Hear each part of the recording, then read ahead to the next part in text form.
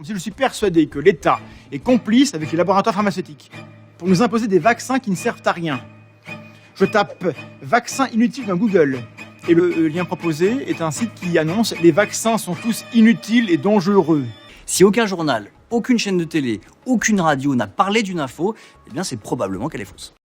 Bonjour à tous. Alors aujourd'hui, je voulais vous parler d'un ouvrage fort étrange qui est Fragment de la doctrine secrète, propos recueillis par Jules Romain de l'Académie française, Dr Knock, 1949.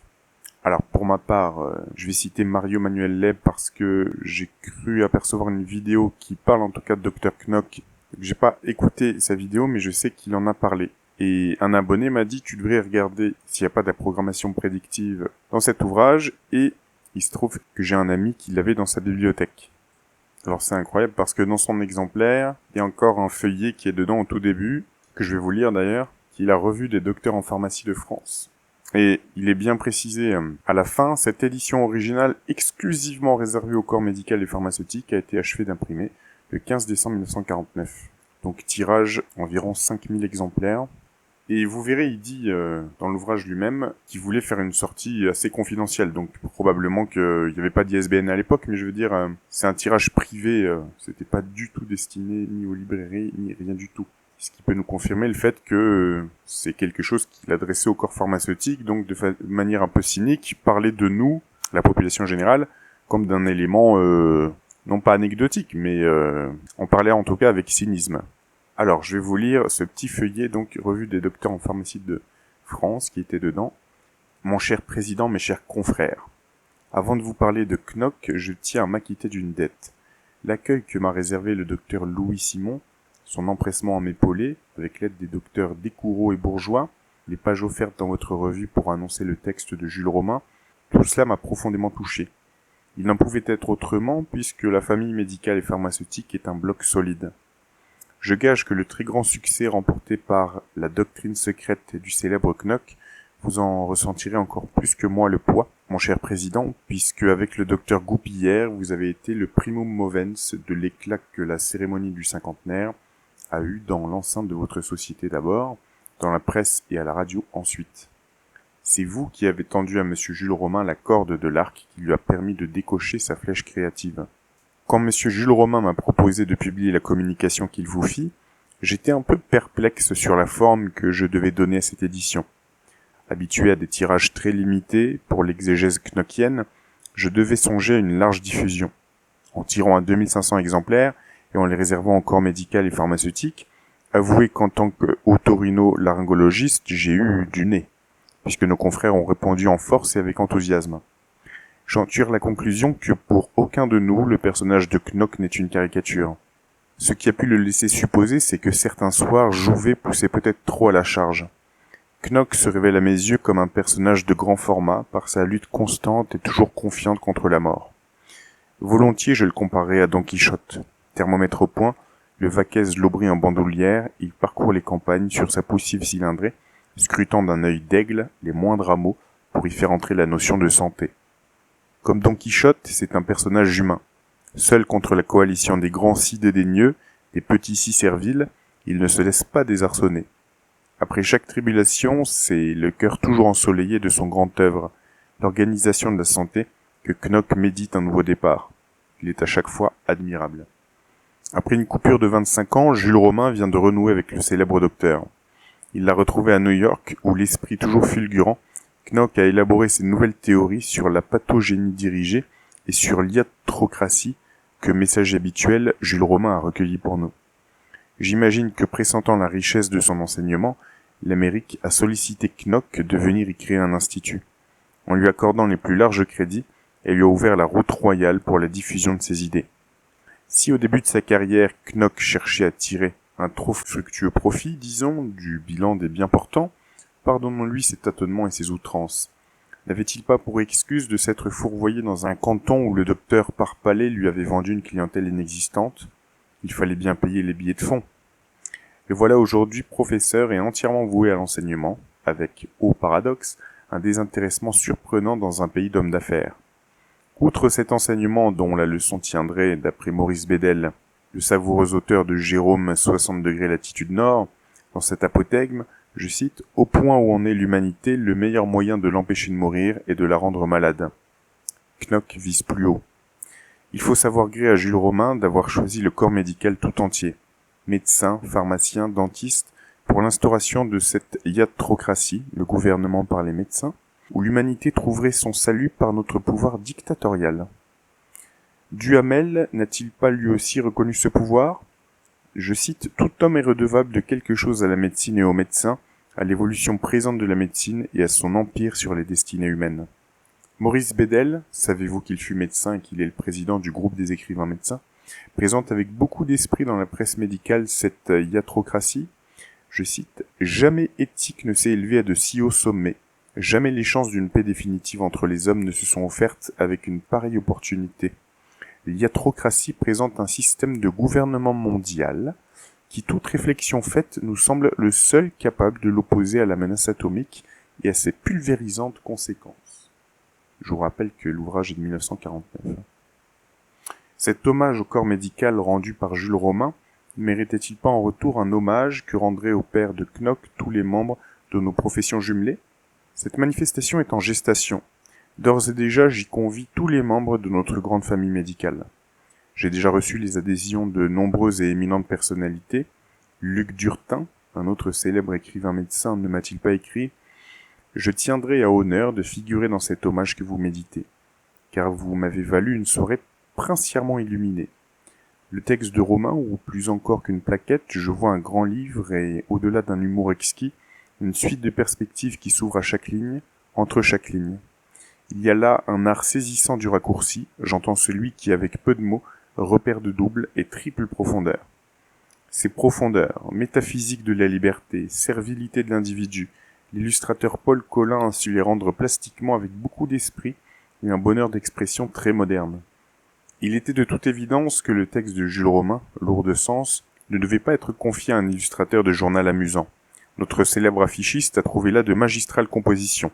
La tête de Knock avec ses yeux intelligents, sa bouche sensuelle et les rides qu'ont laissées sur son visage des débuts difficiles, la gestation dans le cerveau de Knock, de son institut, les maladies aimables qui, en gracieuses banderoles, vont se fixer sur les organes, l'ulcère entretenu, l'obédience à la piqûre, Hitler anxieux, au lit avec comme toile de fond les ruines qu'il a semées, le ballet des sulfamides où sur une feuille de température à grandes oscillations évoluent des danseuses en tutu, et cette étonnante épidémie montre bien ce qu'il y a d'humain dans l'enseignement de Knock, de ce Knock qui entame toujours un constant duo avec les fauteurs de mort et la mort elle-même, et qui, tel Parsifal, la lance à la main, s'avance, seringue entre les doigts pour réaliser un monde de foi et d'amour.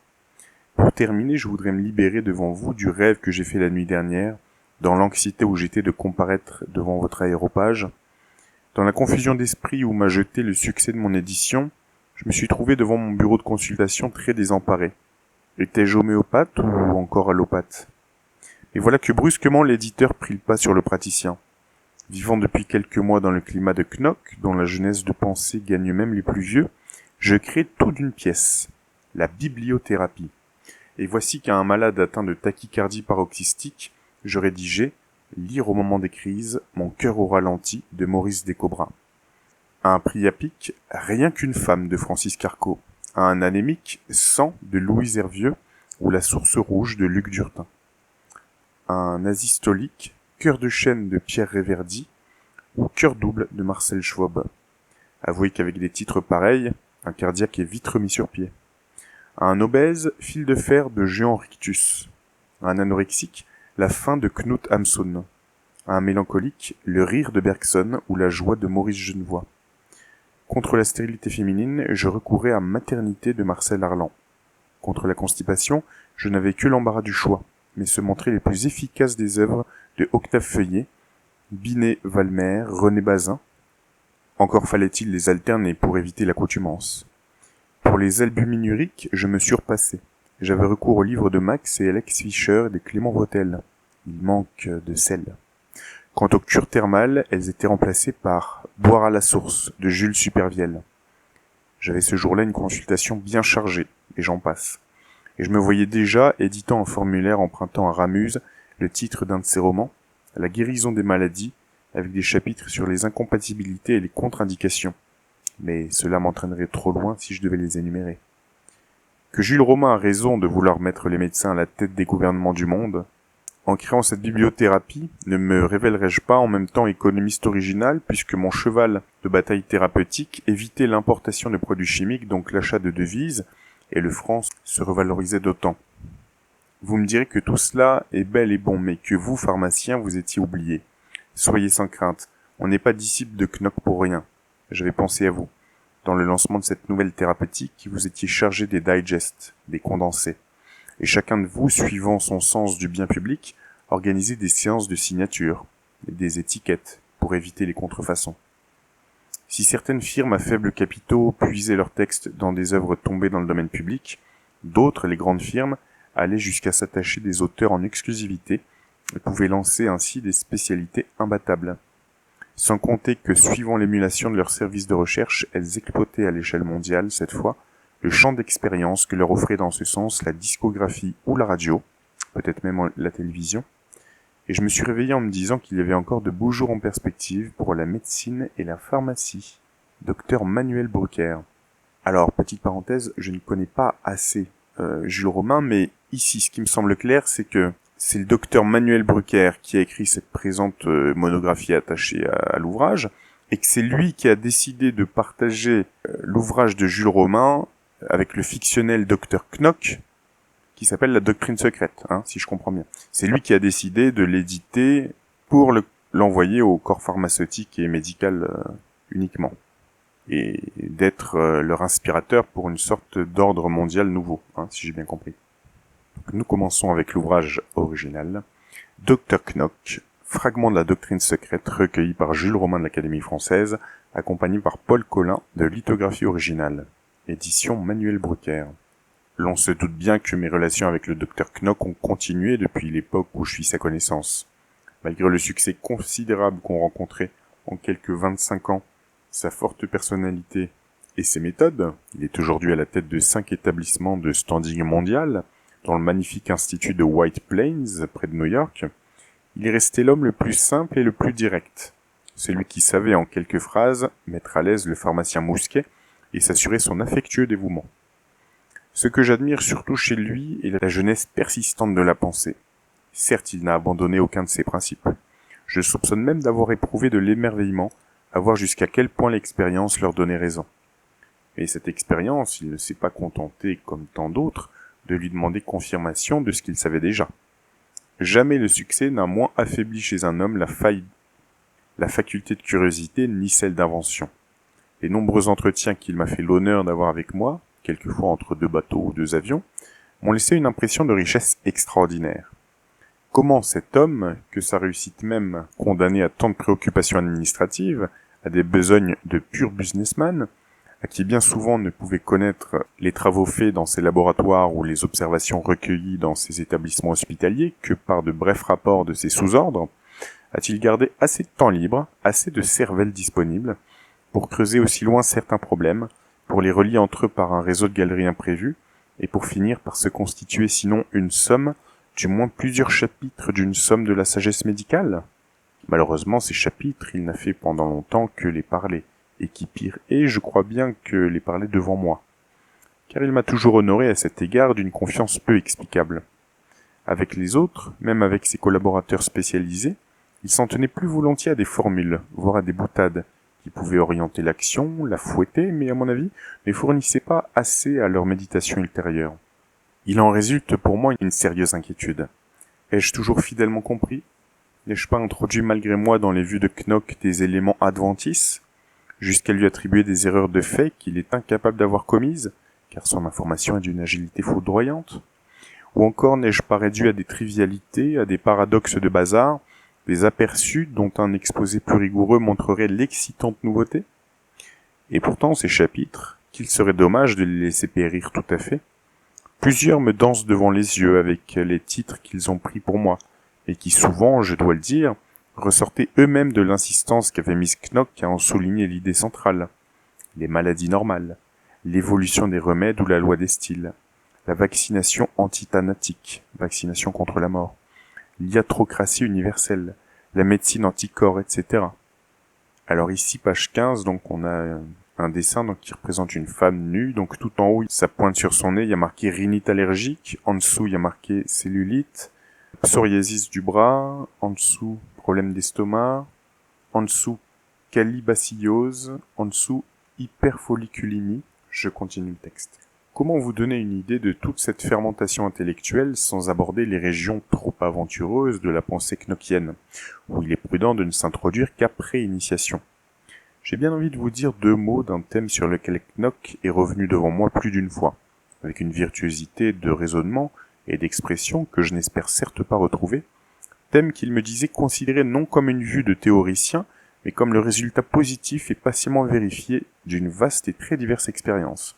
C'est de la sagesse de médecin de campagne, affirmait-il, ce qui dans sa bouche pouvait devenir très élogieux. Le thème en question peut s'énoncer « choisir sa maladie ».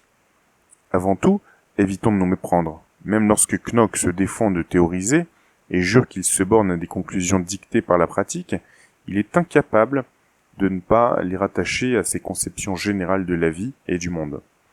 Mais accordons-lui, puisqu'il y tient, qu'en la circonstance, c'est l'expérience qui a parlé d'abord. Tous les médecins, me disait-il, qui ont de longues années de clientèle, et surtout les médecins de petits pays, qui ont généralement affaire à une clientèle stable, et peuvent suivre certains sujets sur une partie importante de leur parcours terrestre, sont à même de confirmer l'observation que voici. Vous traitez un patient pendant des années pour des troubles qui affectent par exemple l'estomac et l'intestin. Le foie lui-même est à peu près normal. Vous avez essayé une grande variété de moyens thérapeutiques, y compris les régimes, les cures thermales, les vitamines de complément, etc. Un jour, vous constatez une amélioration rapide, presque une guérison. Votre homme ne souffre plus, mange avec appétit et sans anxiété, éprouve un bien-être qui lui semble extraordinaire. Quelques semaines plus tard, se déclenche une nouvelle série de troubles. Par exemple, des accidents du foie bien localisables. Il s'installe une véritable insuffisance hépatique qui, chose curieuse, semble sévir surtout dans son enceinte propre et ne ranime pas ou presque pas l'ancien tourment gastro-intestinal. Ou bien le déplacement est encore plus marqué. Votre homme se réveille rhumatisant ou eczémateux, où il se met à faire toute une ribambelle de désordres circulatoires. Cela pour des années. Et ne me dites pas qu'il s'agit d'un nerveux au sens ordinaire du mot. Les signes objectifs abondent. Tout cela, continuait Knock, est archi connu. La vieille médecine s'en était amplement avisée. Elle s'en était tirée par la notion de diathèse. C'est dans le même esprit qu'elle avait dénoncé les humeurs pécantes, qu'elle avait inventé l'exutoire, le cautère, l'ulcère entretenu, etc., ou qu'elle se défendait de supprimer les hémorroïdes. Je me demande même si pour certains thérapeutes de jadis, la fréquente purgation n'était pas destinée à un rôle plus mystérieux, plus profond que celui qu'indiquent les apparences. Et tenez, la psychiatrie récente ne vient-elle pas de mettre en lumière un rythme bien curieux de certaines affections cycliques ? Le malade, durant toute une période, exhibe des désordres psychiques parfois très graves, qui exigent la surveillance, l'isolement, et qui coïncident avec une santé organique presque parfaite. Dans une période suivante, les troubles psychiques disparaissent en même temps que se développent des troubles organiques qui souvent n'ont rien de vague ni d'imaginaire. Et les procédés d'un pitiatisme banal y demeurent sans application. Ne peut-on constater d'autre part que certaines infections microbiennes sont stoppées ou inhibées par d'autres ? Et n'est-ce pas se contenter d'une explication superficielle que de ramener l'affaire à une lutte de toxines entre germes différents ? Moi, disait Knock, je vais beaucoup plus loin. Et ici, comment ne pas s'apercevoir, au risque de lui déplaire, que le penseur, devant qui déjà s'inclinait mousquet, prenait soudain le pas sur le vieux praticien dont il se flattait d'assumer le personnage ? Oui, je pose en fait que tout équilibre vital implique une maladie, au moins, ou une grappe de maladies fraternellement associées. C'est un aspect de la loi de polarisation qui domine tout l'univers biologique, et aussi d'ailleurs l'inorganique. Une grosse erreur de doctrine consiste à croire que l'équilibre du vivant oscille autour d'un état parfait, ou idéal, qui serait ce que nous appelons la santé, c'est-à-dire une harmonie entre des organes et fonctions exempts de toute morbidité. Absurde. Un peu comme si vous prétendiez que la machine électrique idéale serait celle qui ne mettrait en jeu que de l'électricité positive. À l'intérieur de tout organisme se forme, en symétrie avec le pôle santé, un pôle adverse où vont s'accumuler les antiforces de l'individu. Ce que nous pourrions appeler son opposition. C'est un petit peu, petite parenthèse, j'imagine, comme la matière et l'antimatière. Un régime politique normal ne se conçoit pas sans opposition. Plus cette opposition est reconnue, mieux ses droits sont définis et limités, mieux les choses marchent. La fameuse santé parfaite, que plus d'un hygiéniste, plus d'un doctrinaire de la médecine s'obstine à recommander comme le but, serait la plus dangereuse utopie. Une dictature étouffante et instable, s'écroulant bientôt en révolution. Donc, petite parenthèse, là, le docteur Knock nous dit que des médecins hygiénistes qui s'obstinent à vouloir garder en la meilleure santé possible les individus, ça serait dangereux. Parce que trop étouffant, et donc ça terminerait bientôt en dictature sanitaire. Or, l'observation démontre que, sauf un assez petit nombre de cas, la morbidité d'un individu a bien plus de souplesse qu'on imagine. Il est rare, surtout au début, qu'elle soit accrochée à une fonction, à un organe, sans recours possible. Presque toujours, et jusqu'à un âge déjà mûrissant, elle reste maniable. Si vous faites la sottise de vous attaquer à elle en prétendant purement et simplement l'éliminer, alors vous préparez ou une catastrophe, ou au mieux un de ces transferts dont je parlais, c'est-à-dire, petite parenthèse, transfert d'une pathologie qui semble réglée à quelque chose d'autre qui se déclenche, un peu comme dans un moteur de voiture, où un problème est résolu, et puis bon, hop, derrière il y a le démarreur qui flanche. Fin de la parenthèse. Dont je parlais, et qui, la situation et la direction du nouveau mal n'étant ni prévues ni contrôlées, sont susceptibles de déchaîner des complications bien plus graves que celles que vous avez combattues. On compterait par dizaines de millions à chaque époque les gens qui sont morts pour avoir été imprudemment guéris d'une maladie qui était juste celle qu'il leur fallait. Je me tourne même, ajoutait Knock, vers les neurologues et les psychiatres, que pourtant leur discipline spéciale devrait tenir en éveil. Certes, ils ont aperçu qu'il y avait des transferts, des équivalences, des retours cycliques, mais osent-ils se dire avec assez de force que l'immense majorité de leurs patients sont des gens qu'il ne faut à aucun prix guérir, mais à propos de qui le problème est de trouver, sans sortir du domaine nerveux ou mental, pour lequel ces malades ont une vocation visible, le trouble qui sera suffisamment durable, riche et absorbant pour dispenser leurs antiforces de chercher ailleurs, de s'accumuler ailleurs, où elles donneraient naissance à un typhon mental désastreux? Il faut choisir la maladie qui conviendra à un homme, qui si possible l'accompagnera fidèlement jusqu'à sa mort, sans d'ailleurs pour autant être la cause de cette mort. Car c'est là une autre erreur que démentent 1000 faits d'expérience. La plupart des gens meurent de maladies qui n'étaient pas leur maladie, et dont leur maladie, mieux utilisée, les eût peut-être préservés. Dans ce choix, tout compte pour le vrai praticien. Non seulement ce qui va de soi, les données organiques objectives, mais aussi les préférences du sujet, la tendresse, même inconsciente, qu'il nourrit pour un genre de maladie, et la particularité de soins qu'elle comporte. Il faut que ce soit le malade aussi qui choisisse sa maladie. Compte également la situation matérielle, les devoirs de famille, de métier, de société. Une maladie coûteuse, qui serait peut-être excellente en soi, est interdite au petit budget. Entre plusieurs maladies possibles, tâchez d'en choisir une qui ne contrarie pas trop les obligations diverses du patient, ou qui opportunément les allège. Que votre traitement, par exemple, est soustrait plus ou moins au despotisme d'une épouse acariâtre, sans pourtant faire de lui un objet odieux. Ou procurez-lui dans sa profession l'occasion de quelques congés, sans nuire à son avancement. Pour un homme qui doit se lever tôt, et qui rentre tôt, renoncez aux maladies à long traitement matinal. Cherchez parmi celles du soir. Le contraire pour un comédien ou une comédienne, à condition encore qu'il ne fasse pas trop de cinéma. Pour un politicien de province, évitez la dyspepsie, qui rendrait impossible les apéritifs, les vins d'honneur, les banquets, bien que la dyspepsie soit indiquée dans une foule de cas. Ne modifiez par la suite votre choix que si et dans la mesure où une expérience méticuleusement conduite vous en prouve la nécessité. En résumé, me disait Knock, j'estime que nous possédons maintenant une règle très claire qui commande l'attitude du médecin dès son premier contact avec un nouveau patient. N'oublions pas qu'une autre de nos règles fondamentales élimine le consultant occasionnel. Tout nouveau patient doit devenir un client durable. L'investigation sera donc dès le début orientée par cette idée, quelle est la maladie ou la famille d'affection où le sujet a le plus d'intérêt à se fixer, une fois passé s'il y a lieu une première période d'urgence. Ceci nous amène déjà à dénoncer une erreur de direction à 180 degrés, commise par la plupart des médecins, qui au contraire s'acharnent à combattre, comme ils disent, les mauvais effets d'un tempérament, donc à repousser les indications, les vœux vers un type de maladie que l'organisme du sujet nous présente de lui-même. Vous me direz, on ne peut pas toujours choisir. C'est vrai. Il y a des individus qui semblent avoir fait leur choix avant leur naissance, et d'une façon tellement décidée, et souvent tellement absurde, que le médecin vient trop tard. Alors, petite parenthèse, quand il parle choisir avant la naissance, c'est déjà un point de vue ésotérique ou occulte ça veut dire qu'il y a des réincarnations, hein. C'est un petit peu la théorie qu'il y a dans les Védas. Ce docteur, s'il parle de ça, c'est pas juste, par exemple, la doctrine catholique ou, oui. Ça veut dire qu'on choisit, avant d'arriver sur Terre physiquement, on choisit nos parents, notre corps, nos maladies, etc. Je continue. Mais qu'aucune possibilité de manœuvre ne subsiste, c'est bien rare. Quand vous êtes en présence d'un de ces cas presque désespérés, et il faut les saisir le plus tôt qu'on peut dès la petite enfance, évoquez dans votre esprit la liste des maladies ou des fixations pathologiques auxquelles il est permis, en un tel cas, de songer, même en payant d'audace. Il y a toujours une liste, et il y a toujours sur une même liste des mots préférables à d'autres.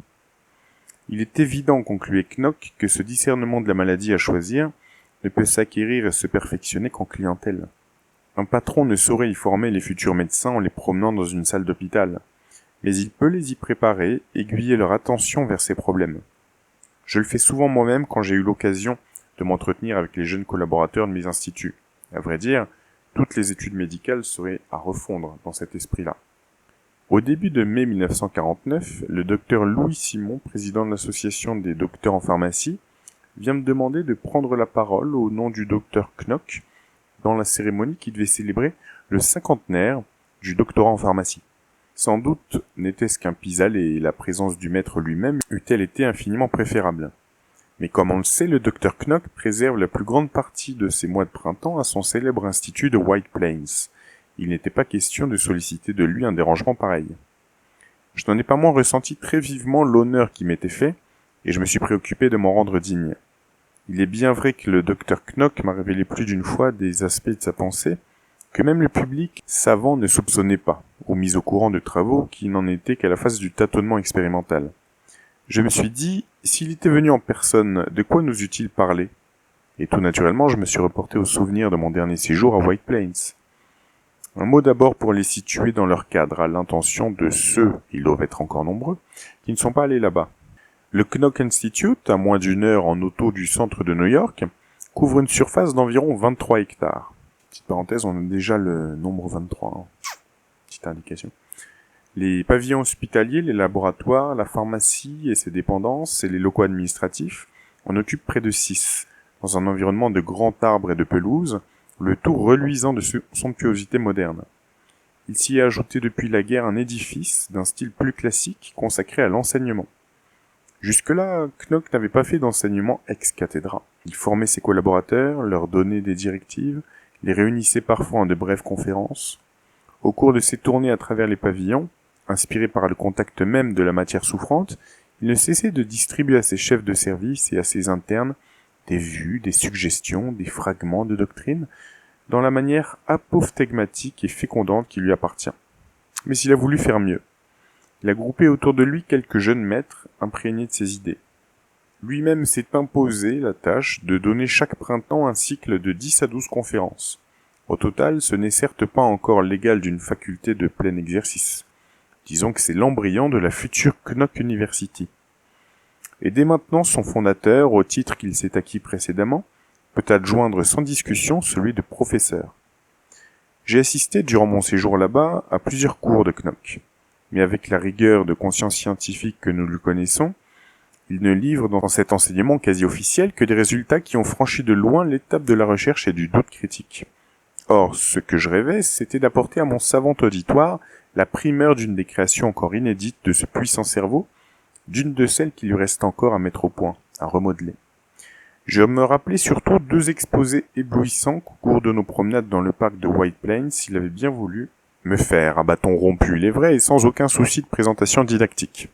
L'un sur l'iatrocratie universelle, l'autre sur ce qui depuis des années constitue son labeur principal, son suprême secret, sa poursuite du grand œuvre, la recherche du vaccin polyvalent contre la mort.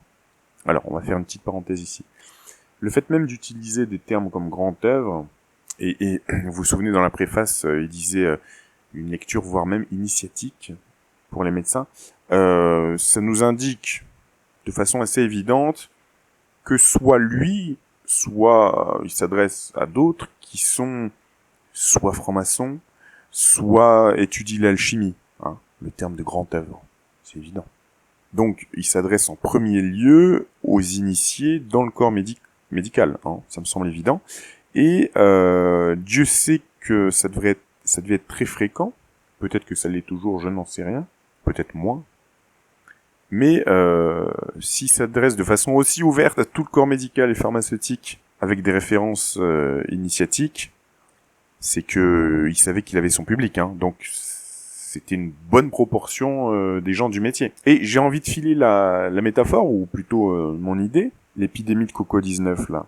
Certains ont dit mais il peut pas y avoir de complot, vous imaginez, mais le nombre de gens qui devraient se synchroniser, ne pas parler, ne pas... Ouais, ben je pense que ça pourrait s'expliquer éventuellement par le fait par exemple que, je sais pas moi, 90% des chefs de service à la sécurité sociale soient maçons ou membres d'une autre fraternité, peu importe le terreau de base, hein, ça pourrait être Rotary Club ou n'importe.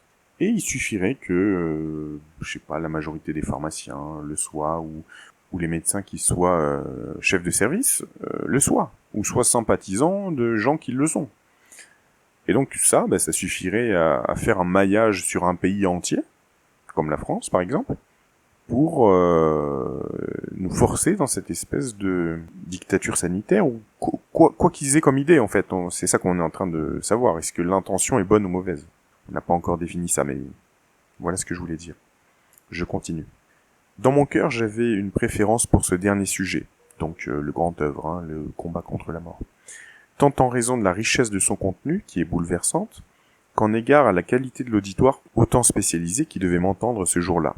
Je ne perdais pas de vue en particulier que c'est rendre aux maîtres et aux animateurs de la pharmacie française en service, dont plus tard peut-être il me saurait gré, que de les placer en état d'alerte quant à l'apparition plus ou moins prochaine, mais fulgurante sur le marché mondial, de deux produits que je ne me contenterai de désigner par leur nom provisoire, l'anatanatol et l'antitane. Pour ce qui est des noms, Knock le moment venu trouvera mieux. S'il le faut, soyez-en sûrs, de même qu'il sera certainement amené à dépasser le budget de publicité actuellement prévu, et qui, je puis vous le confier, s'élève pour la seule période de lancement au chiffre de 5,5 millions de dollars. Alors je vais faire une deuxième petite parenthèse ici. Le terme là qu'il a utilisé, que j'arrive pas à reprononcer, ça fait penser au terme Athanor, qui est une sorte de terme mystérieux aussi, peut-être alchimique, et qui est le nom en tout cas d'une des loges qui était très corrompue, hein, qui avait fait appel à des assassins pour mettre des contrats sur la tête de syndicalistes entre autres. J'ai vu un documentaire là-dessus. Athanor. Je continue. Donc j'écrivis aussitôt au professeur, par la poste aérienne, en lui demandant ses instructions, et en ne lui cachant pas ma préférence pour le second sujet. Il me répondit par un cap de 687 mots, où il ne se bornait pas à me dire, je cite ces termes, « Saluez ces messieurs », exprimer-leur mon profond respect et mes vœux d'ardente sympathie, et d'ajouter, je cite encore, « Question anti-temps, pas mûre. Désire ne pas anticiper ces résultats décisifs. Si vous êtes interrogé là-dessus, faites valoir que disparition inconvénient, aussi ancien que mortalité n'en est pas à quelques années près. » Donc sa petite parenthèse, on dirait des phrases faites à la va-vite, comme quand on envoyait un télégramme, hein. C'est-à-dire il manque des articles, etc., mais vous avez compris l'idée. Donc vous reconnaissez sa façon cavalière. Mais il me traçait encore les grandes lignes de la communication qu'il m'autorisait à faire sur l'iatrocratie, de telle sorte que, dans les propos qui vont suivre l'essentiel de sa pensée, au moins sera sauvegardé. Je ne pourrais y introduire que des maladresses de forme ou des erreurs de détail, ne les imputer qu'à moi. À la vérité, la doctrine de l'iatrocratie concerne non un problème intrinsèquement médical, mais le problème d'ensemble qui est la position de la médecine et de toutes ses annexes dans le monde. À cet égard, elle se rattache aux plus anciennes préoccupations de Knock. Des malveillants insinueraient même qu'il ne ferait ainsi qu'enfourcher un vieux dada. Ce ne serait pas juste. Rester fidèle à une grande vérité de jeunesse n'est pas incompatible avec un constant renouvellement de l'esprit.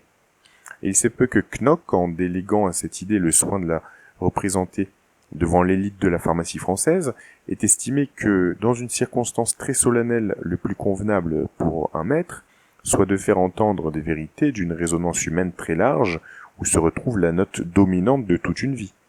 Au reste, comme vous allez le voir, dans cette phase récente de la pensée knockienne, la nouveauté ni l'audace ne manquent pas. Vous me comprenez, me disait-il tandis que nous marchions sous de splendides platanes. Les événements de ces dernières années m'ont conduit à des réflexions encore plus profondes et des conclusions plus hardies. Je ne me suis jamais aveuglé sur le compte de la nature humaine. Mais j'y vois encore plus clair, s'il se peut. Envisager une émancipation progressive de l'espèce, se figurer par exemple qu'en répandant les lumières, qu'en luttant contre les formes traditionnelles d'oppression, qu'en corrigeant des mécanismes politiques, on augmente les chances de la liberté, les quantités positives de liberté, c'est une naïveté que nous n'avons plus le droit d'avoir. Donc je fais une petite parenthèse ici. Ça fait partie d'un des deux discours qu'on a chez nos maîtres invisibles. On a ceux qui voudraient envisager une émancipation progressive. Alors l'espèce, c'est nous, hein. C'est nous, la populace. Et envisager aussi, par exemple, un revenu universel, parce qu'on se rend bien compte que l'IA va faire en sorte que beaucoup de gens n'auront plus de travail, etc. Et j'avais lu un jour quelque part que, avant d'émanciper totalement l'espèce humaine, comme ils disent, eh bien, il fallait en passer par des régimes autoritaires, puisque, en termes de mode de vie, etc., on aurait beaucoup d'améliorations, enfin, soi-disant. Et par la technologie, on serait de plus en plus libre, mais il faudrait de plus en plus nous surveiller pendant ce temps-là, jusqu'à nous laisser complètement libres. Bon, ça c'est une des théories. Mais lui, il dit, envisager ça, c'est aussi fou que de prétendre instituer à l'intérieur de l'organisme, par expulsion radicale de tout élément morbide, le règne sans partage de la santé. Et ici, Knock faisait allusion aux vues, à mon avis, si pénétrantes que j'ai tâché de résumer dans le chapitre précédent. Donc, pardon, hein, j'ai fini ma parenthèse, puisque j'en ai suivi avec le texte que je viens de vous lire. Oui, continuait-il, l'homme éprouve un besoin vital et à peu près constant d'obéissance, de soumission, d'asservissement à des règles. Il a besoin d'une discipline qui lui soit imposée du dehors. Donc, autre parenthèse, hein, vous voyez bien qu'il s'agit là de cette doctrine de l'ordre. Alors, si on prenait comme référence des jeux comme Assassin's Creed, là, ce serait l'ordre des Templiers. Hein. Discipline, soumission, asservissement à des règles. Il a besoin d'une discipline qui lui soit imposée du dehors. Si vous essayez de l'y soustraire, de le convier par exemple à chercher sa discipline en lui-même, l'entreprise est folle et a toute chance d'engendrer le pire. L'homme, à peine libéré, se jettera dans les griffes d'une nouvelle tyrannie bien plus exigeante et cruelle que celle à qui vous aurez fait lâcher prise. C'est le drame de notre époque moderne. Pourquoi cette ruée vers la servitude ? Devons-nous invoquer la bassesse humaine ? Oui, sans doute, mais il y a surtout une peur pathétique du vide intérieur, le désir d'échapper à l'impression affreuse d'une vie qui n'a pas de sens, et aussi la terreur de l'initiative, la phobie congénitale de la responsabilité. Petite parenthèse, ça c'est écrit en 1949, vous imaginez à quel point c'est vrai aujourd'hui en 2026 ? Pourquoi les gens se ruent vers la servitude, dit-il ? Que ça soit l'utilisation de tous ces devices qui nous espionnent, smartphone, ordinateur, internet, carte bancaire, numéro de sécurité sociale, etc. Je continue et vous allez voir un petit peu le cynisme de sa pensée. De plus, un asservissement ne dure que s'il intéresse l'être tout entier dans ses profondeurs, que s'il est non seulement acceptation, mais passion, adhésion intime et amoureuse. L'homme a besoin d'adorer ce qui l'écrase. Un peu le syndrome de Stockholm, petite parenthèse. Mais ce don de toute sa personne, il ne peut pas, même s'il le souhaite, l'accorder à n'importe quoi. C'est ce qui rend la tâche si délicate, poursuivait Knock, à ceux qui se chargent de conduire l'humanité. De même qu'à l'intérieur de son domaine, le thérapeute doit choisir la maladie qui convient le mieux au patient, de même, dans un champ plus vaste, le devoir est de choisir le genre de domination, d'occupation en profondeur de l'être humain par une servitude amoureusement acceptée, qui au total sera le plus doux, le plus onctueux, disons si vous voulez, le plus inoffensif. Alors, petite parenthèse ici, on est totalement dans la doctrine du soft power, c'est-à-dire la force douce, la force tranquille, la dictature qui ne dit pas son nom, qui apparaît comme douce à nos yeux, qui était la doctrine de gens comme Edward Bernays, qui avait écrit Propaganda, et aussi d'autres. Je continue. Oui, me disait-il, on pourrait songer à des formes de domination qui seraient d'une bénignité, d'un velouté insurpassable. Imaginez par exemple tous les peuples de la Terre absorbés par la passion de la musique ou celle de la philatélie. Le malheur est qu'en ce cas, le pouvoir de domination ou d'absorption n'atteint qu'un certain nombre d'hommes, et même chez ceux-là ne descend que bien rarement jusqu'au dernier dessous, jusqu'à l'arrière-fond des reins et de la tripe.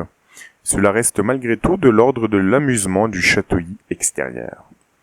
Alors, petite parenthèse, si on comparait aujourd'hui en 2026, Le velouté, ça serait quoi?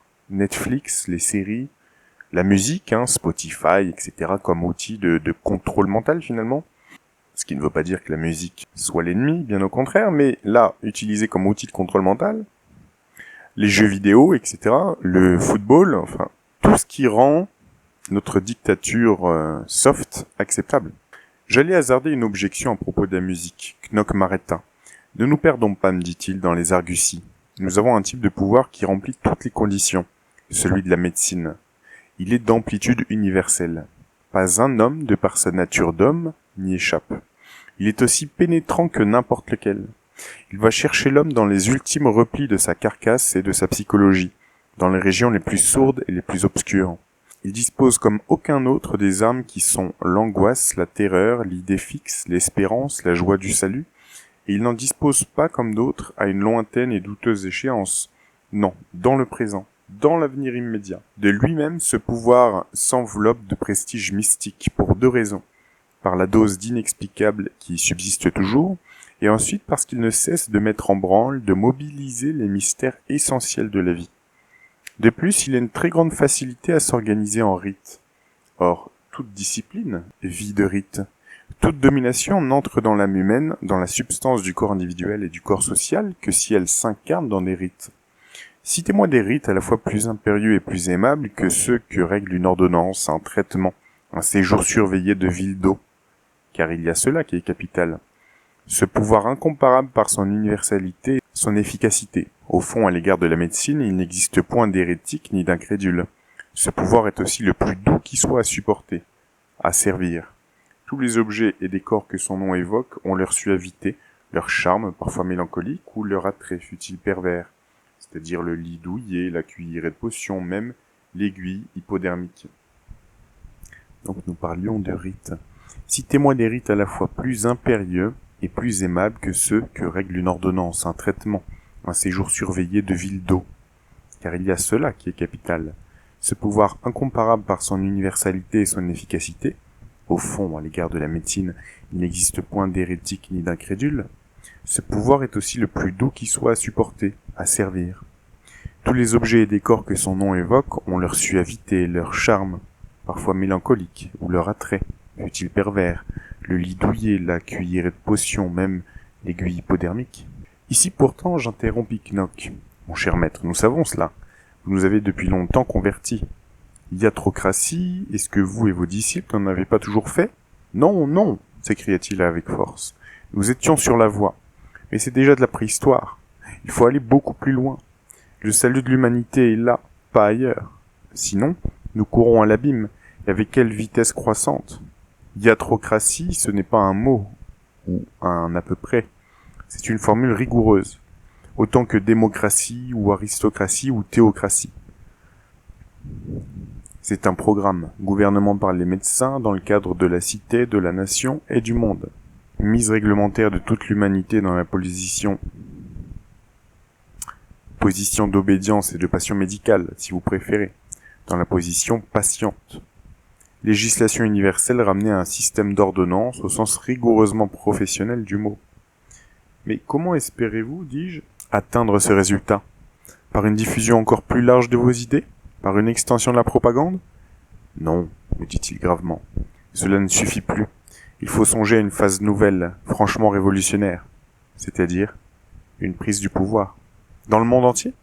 Parbleu, une révolution n'est complète qu'à l'échelon international. Et cela ne vous effraie pas. Oh, cela ne m'amuse pas. Mais comment se dérober? Si nous laissons les choses aller, les éléments les plus énergiques de l'humanité ne tarderont pas à se précipiter, et nous tous avec eux, dans une nouvelle catastrophe. Et comme le pouvoir brisant des catastrophes, vous l'avez reconnu vous-même, ne cesse de croître en progression géométrique, la prochaine sera irrémédiable. Petite parenthèse, je pense qu'il parle d'une autre guerre mondiale, à l'époque. Et on sortait de la deuxième, donc. Ces éléments hyper énergiques, aucune doctrine, aucune foi politique, aucun principe d'autorité ne les matera. Au contraire, c'est eux qui s'empareront du principe, qui le chargeront de leur fanatisme, de leur besoin d'agitation, de leur fureur sanguinaire. Ces éléments hyper énergiques, il n'y a que moi qui puisse les mater. Comment cela? Je les mets au lit. Le jour où tous les fauteurs de catastrophes seront occupés à prendre leur température entre 2 draps, Vous m'avouerez que nous serons déjà plus tranquilles. Bon, je commence à entrevoir, mais pour asseoir votre autorité sur une base aussi large, dans chaque pays, nous remplaçons le Parlement par un Conseil suprême de la médecine, avec des pouvoirs dictatoriaux. Il s'appuie sur un grand état-major. Un grand état-major? Oui, où sont représentées les 3 armes. Quelles 3 armes? Eh bien, la médecine, la chirurgie, la pharmacie. Bon. Sur le plan de la région, du canton ou de la commune, dispositif homologue. À la tête du petit pays normal, je veux voir le médecin, assisté du pharmacien et s'il y a lieu du dentiste, de la sage-femme et de quelques infirmières diplômées. Sur le plan international, à la place de l'impuissante ONU, la toute-puissante OMU. Il suffit, vous voyez, de changer une lettre. Plaît-il? Organisation médicale universelle. Petite parenthèse, ça nous fait penser la BD que je vous ai lue dernièrement. Je crois que c'est le tome 3, si je me souviens bien, de SOS Bonheur, qui dénonçait en 1988, qui annonçait en tout cas une future organisation médicale universelle, et dictatoriale. Je continue. Parfait, une chose m'inquiète pourtant. Quoi? Dans le passé, vous avez procédé par le rayonnement spirituel, par la seule force de la vérité. Maintenant, vous comptez recourir à la force proprement dite. Les âmes et les cœurs que vous gagnez par persuasion se laisseront-ils gagner par décret? Ne fera qu'inaugurer l'ordre nouveau. Ce qui l'établira solidement, c'est la vertu du rite et de la pratique. Relisez Pascal. Un despotisme qui n'arrive pas à se faire aimer, c'est qu'il a mal calculé son affaire. J'ai tout un programme de ce côté-là. Nous ferons tout pour créer dans le peuple l'obsession pharmaco-médicale permanente. Je prévois des commémorations, de grandes fêtes populaires, des journées qui seraient consacrées tantôt à de vénérables entités traditionnelles, à des figures légendaires de notre folklore, par exemple la journée de l'iode, la journée du mercure, la journée de la quinine, tantôt à de jeunes et charmantes créatures de la science moderne. Tenez, que diriez-vous d'une journée des vitamines, en plein mois d'avril, d'une journée des hormones, dans les torpeurs du mois d'août, et dans les grâces déclinantes de la mi-automne, d'une journée des sulfamides, avec le soir à l'opéra un ballet des sulfamides. Quel thème pour des artistes inspirés? Quelle imprégnation bienfaisante de l'esprit public? Oui, mais tout cela c'est pour quand vous aurez le pouvoir. Comment le prendrez-vous? Vous n'attendez pas, me dit Knock en souriant, que je vous révèle tout d'avance. Il y a un énorme travail préparatoire. En premier lieu, noyautage savant de toute cette société prémédicale où nous croupissons en tort. Croupissons encore. C'est déjà commencé, vous le pensez bien. Ce qui nous reste à mettre au point de plus grave, c'est le mécanisme de déclenchement. De déclenchement? Oui, ce qui provoquera au moment voulu la situation révolutionnaire. Vous l'entrevoyez déjà? Je fais mieux que de l'entrevoir. Vous pouvez m'en dire un mot? Pourquoi pas. Nous appelons cela, entre initiés, l'épidémie 235. Alors, petite parenthèse ici. Dans le nombre 235, on a 23. Je vous en parlais du nombre 23 dans la première partie. C'est un nombre que certaines élites affectionnent. Et 23, c'est le nombre de chromosomes dans l'ADN humain. Je continue. Et quand il dit aussi entre initiés, ça peut corroborer ce que je disais dans la partie 1, c'est-à-dire que il parle à ses confrères médecins, etc., mais il parle surtout, à mon avis, à ses confrères médecins francs-maçons. Je continue. Pourquoi 235? Une analogie plaisante, une métaphore. Ce qu'il s'agit d'obtenir, c'est une épidémie à marche ultra rapide, à expansion universelle, ignorant les immunités, foncièrement bénigne, mais affolante par son tableau de symptômes. Hyperthermie invraisemblable, pseudo-tétanos, etc. Mortalité pratiquement nulle. Mais contagion si agile et résistance si insolente à toutes les pénicillines et moisissures du diable, qu'en 8 jours des populations entières seront au lit, d'un pôle à l'autre, et croiront venue la fin du monde. Ramasser le pouvoir, pour l'OMU, l'Organisation Médicale Universelle. Dans ces conditions-là, sera un jeu d'enfant. Et vous approchez du résultat? Nous avons depuis déjà longtemps l'espèce microbienne. Nous avons obtenu par une série de cultures plusieurs variétés très encourageantes. Les caractères à développer sont assez mal conciliables, n'est-ce pas? Alors, je fais une petite parenthèse ici. Évidemment, ça nous rappelle le Covid. Foncièrement bénigne mais affolante par son tableau de symptômes, mortalité pratiquement nulle. C'est quand même le cas, je pense qu'il y a... Non, bref. Mais en tous les cas, ça me rappelle ceci, le film Epidemia, 1997. Le vaccin est parfois plus dangereux que le virus. À un moment, il y a le personnage principal qui dit pourquoi je parlais des années 60 ? Eh ben, parce que les gens avaient encore de l'espoir. Et il rajoute à la fin, il dit enfin, du moins, avait-il cette impression ? Et c'est vrai que quand je vous lis cet ouvrage là de 1949, et qu'il y a eu les 30 glorieuses, années 40, 50, 60, 70 encore à la limite, est-ce que c'était des années plus heureuses ? Je n'en sais rien, mais en tout cas, les gens n'étaient au courant de rien, mais tout ça se préparait déjà à l'époque. Donc c'est pour ça que dans le film Epidemia, ça a sens. Je trouve que le mec dise oh, tout allait bien. Enfin, du moins, c'est l'impression qu'ils avaient. Parce qu'en réalité, la réalité sinistre, c'est que tout ça était déjà en train de se préparer. Je continue. Quand j'ai soumis au professeur Knock dans ma lettre mes 2 projets de communication, je n'ai pas manqué de lui demander jusqu'où mes indiscrétions pouvaient aller, dans chaque cas. Il m'apparaissait en particulier que dans l'exposé de l'iatrocratie, les procédés de prise du pouvoir gagnaient à rester dans l'ombre. Mais le cablogramme de 687 mots contenait la phrase que voici, pouvait révéler tout ce qui vous semblera compatible avec l'effet de fascination. Ici, il nous faudrait, à l'usage de ceux qui ne sont pas familiers avec la pensée knockienne, tout un commentaire. Je le réserve pour quelque ouvrage futur où je m'attaquerai au knockisme considéré comme un tout. Aujourd'hui, je me contenterai d'indiquer qu'aux yeux du maître, la suprême habileté, quand on médite une entreprise d'une témérité paradoxale, c'est de l'annoncer, toute crue et tout haut. La victime éventuelle ou l'adversaire en reçoivent un choc qui les paralyse, ou même ils se jettent dans la gueule du serpent. C'est ce que Knock appelle l'effet de fascination. Et il prétend que sur ce point aussi, il a pour lui l'exemple de ceux qui, au cours des 20 ou 30 dernières années, ont pratiqué sur le monde moderne les interventions les plus audacieuses. Qu'il se trompe ou non là-dessus, c'est à cette conviction du maître que je dois d'avoir pu faire un exposé aussi révélateur devant un auditoire qui, avec toutes les recommandations de secret que l'on voudra, était trop nombreux pour qu'aucune indiscrétion ne risquât de se produire. C'est également sur elle que je m'appuie pour oser confier à l'impression ces quelques fragments de la doctrine secrète. Et pour rester, comme disent les Anglais, on the safe side, nous avons pensé, Manuel Brucker et moi, qu'il valait tout de même mieux conserver à cette publication un caractère semi-clandestin, ou pour mieux dire, initiatique. Donc, petite parenthèse, c'est la raison pour laquelle j'ai dit dans la première partie que, quand il dit initiatique, et qu'il parle de grande œuvre dans la première partie, il s'adresse probablement à tous ses frères francs-maçons médecins, et Dieu sait que la proportion devait être très importante à l'époque, peut-être aujourd'hui toujours, je n'en sais rien. Et voilà, quand il parle de publication confidentielle, on comprend bien pourquoi, et ça a été tiré en tout et pour tout à environ 5000 exemplaires, uniquement destinés à des docteurs et docteurs en pharmacie. Je vais vous lire les notes de fin d'ouvrage. 1. J'avais opté d'abord pour désigner cette théorie le titre de pathogénie dirigée, que Knock lui-même avait employé devant moi, sans d'ailleurs paraître spécialement y tenir. Mais ayant eu l'occasion de me servir de l'expression devant des gens, j'ai constaté qu'elle évoquait dans leur esprit, sans doute par ce second terme, des rapprochements fâcheux, et y créait d'emblée un préjugé défavorable. J'y ai donc renoncé, ne voulant pas que les déboires que certaines doctrines ont pu rencontrer dans des domaines entièrement différents viennent jeter une ombre sur les idées de l'homme le moins irréaliste qui soit et le moins fait pour l'échec.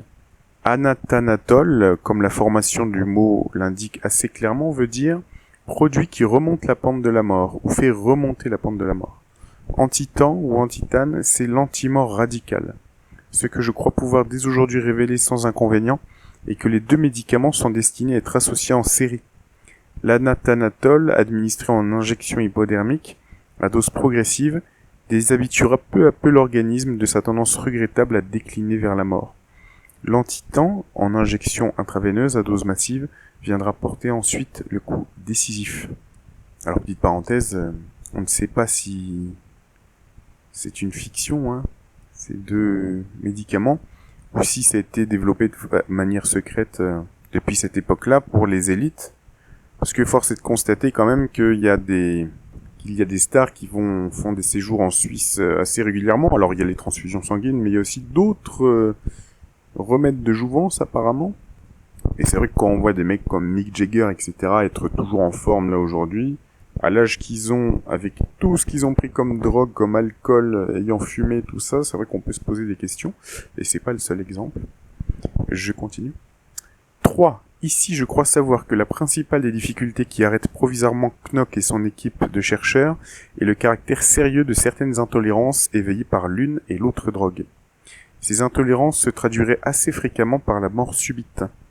Qu'est-ce que vous pensez de cette lecture qui est très cynique, hein, cynique et sûrement poétique, enfin pour eux en tout cas. Et qu'est-ce qu'on comprend d'ailleurs? C'est assez fouillis, mais on comprend que il faut qu'ils aident chaque être humain à trouver sa maladie, hein, si j'ai bien compris, et qu'il ait cette maladie toute sa vie. Pas trop grave, si possible, etc. Pas trop coûteuse, mais qui rapporte quand même. Enfin, pas trop coûteuse à la sécu, mais qui rapporte au labo. Enfin, c'est ça que je crois comprendre. Tout en travaillant au grand œuvre. Alors, est-ce que leur grand œuvre, c'est l'immortalité, finalement? Alors, physique ou celle de l'âme? Je sais pas.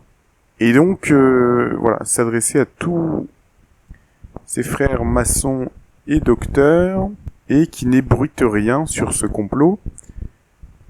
Ce qui pourrait expliquer d'ailleurs la raison pour laquelle la coordination et l'omerta qui ont régné pendant le Covid aient été aussi efficaces. On disait mais c'est impossible qu'il y ait autant de gens dans une conspiration, c'est pas possible.